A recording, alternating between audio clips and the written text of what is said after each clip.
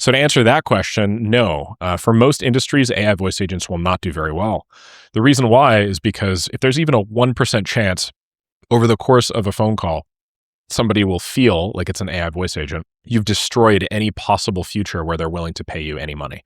They just tend to feel quite deceived by that fact. So even if the other 99 calls are fine, and it's not 1 to 99 right now, it's probably close to 1 in 5. But even if the other 99 calls are fine, you will have lost 1% of probably all of the revenue you will ever make. There are very few situations in which that actually makes sense, in which you save more than 1% of that revenue by having all your calls go through a voice agent. In most cases, what you're doing really is you're sacrificing closer to 20 to 40% of your revenue. And there's no feasible situation in which I would do that right now, even if it was speed to lead. The only situation in which this might make sense is taking a nuanced approach.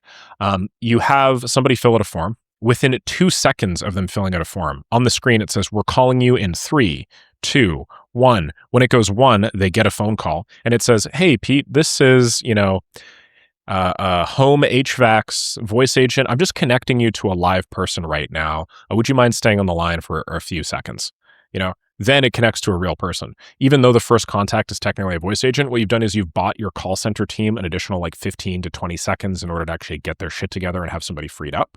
But then again, this is you need to sufficiently define the problem and define the constraints that the model can operate in such that it can do everything that it needs to do within those constraints in order to achieve the goal. So if I could visualize this, I want you to imagine a bowling lane. Okay. And it's a bowling lane with the guards up. It's like a beginner bowling lane. If you've never bowled, basically what happens is there's a lane and then there's guards. And then you take your ball and then you hit it. You throw it and then it kind of bounces off the guards because you suck. But regardless, it still, ends up making it and hitting a pin. What you need to do as a prompt engineer is you need to define the constraints, okay, the space in which it operates, and then put up some rails so that it can bounce off of those constraints and still get you to where you want to get. So you need to define things like, hey, don't use X, Y, or Z approach.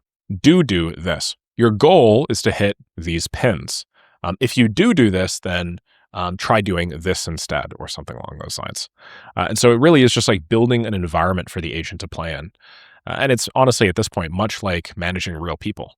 Like with real people, you tend to define the guardrails and bounds of what they can do, and then just trust in their own intelligence and ability to get you from point A to point B by traversing the space between those bounds. Micromanagers will say, first I want you to do this, then I want you to do that, then after that I want you to do that. But what's the point of working with somebody if you're going to walk them through every single step and micromanage every possible thing? That's not freeing up your time. That's actually consuming more of your time. Agents are very similar, right? Give it a goal, give it the bounds to operate within, and then have it off, and then consult it only when it is finally done. And you will